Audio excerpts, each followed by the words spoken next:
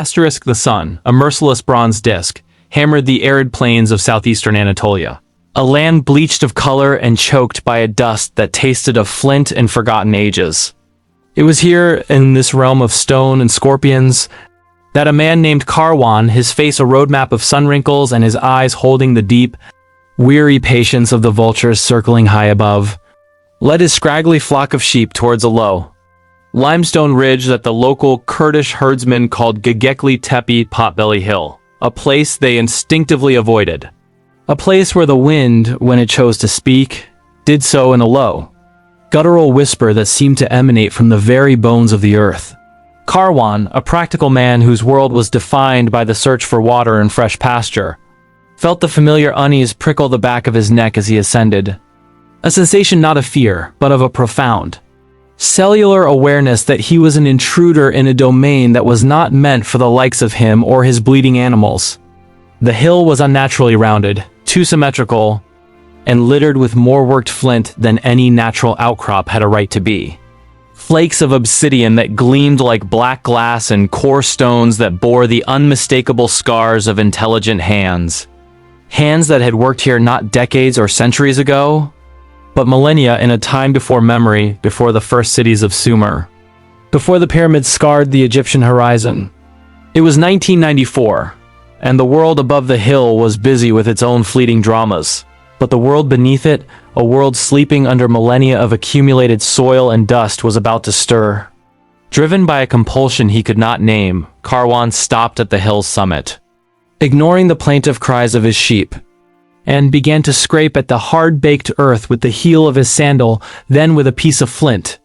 His movements slow, methodical, almost ritualistic, as if guided by a force older than his own will, until the flint clinked against something that was not stone, something smoother, more deliberate.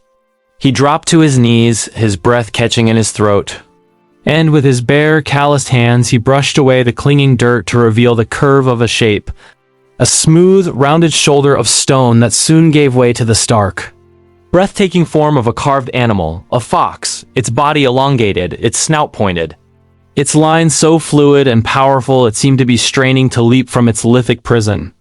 He had found it.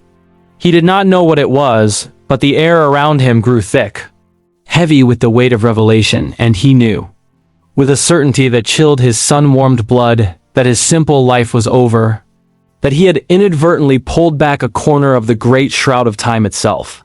Word, as it always does, traveled, a whisper on the wind from village to town, from town to the hushed, hallowed halls of academia in Istanbul, where it eventually reached the ears of a German archaeologist named Klaus Schmidt, a man whose life had been a dedicated search for the origins of civilization, for that elusive, momentous transition from nomadic hunter-gatherer to settled farmer, a man who had long felt that the accepted narrative was incomplete, that there were missing chapters in the great book of human history.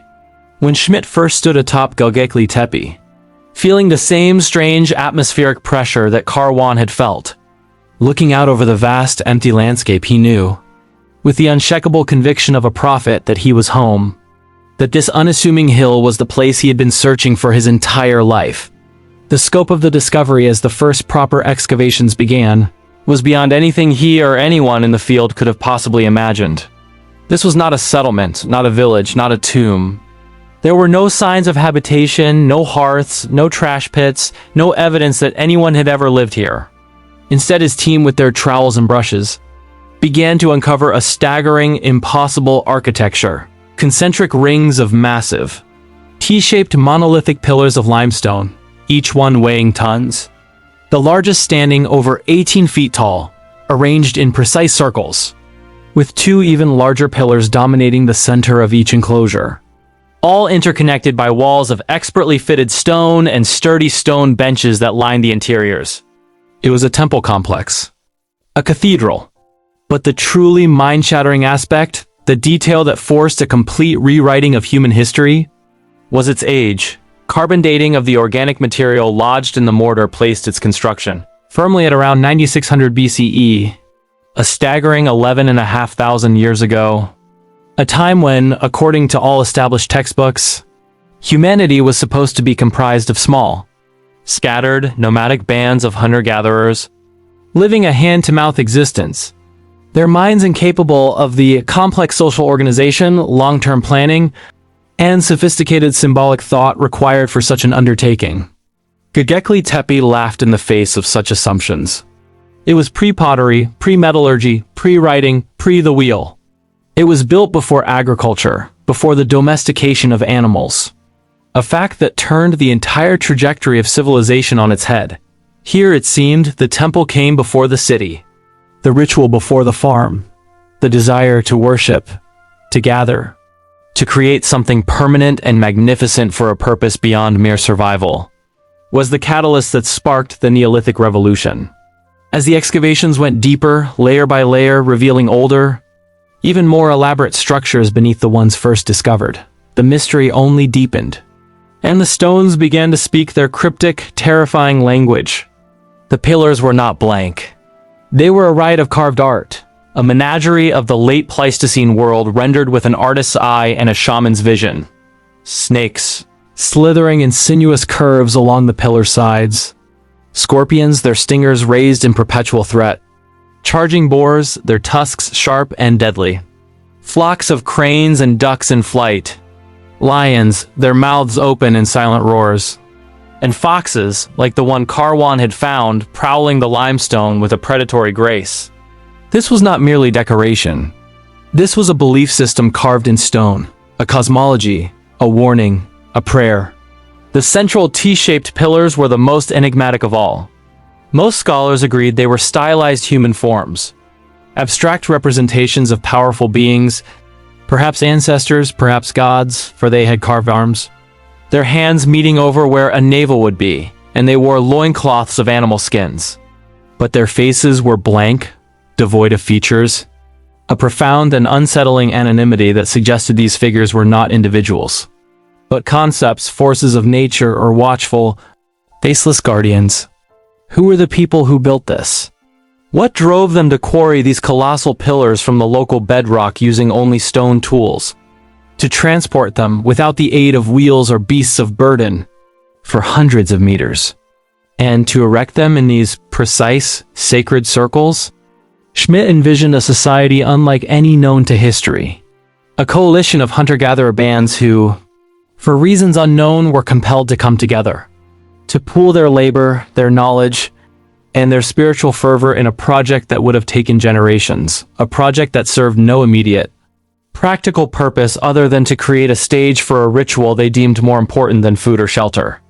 The air at Göbekli Tepe in its prime must have been thick with the smoke of fires, resonant with the beat of drums made of stretched hide, the chanting of priests or shamans clad in the skins of the very animals depicted on the pillars, their faces painted with ochre and ash, leading a congregation of hundreds in ceremonies that celebrated the hunt, that appeased the spirits of the game, that perhaps enacted the very stories of creation.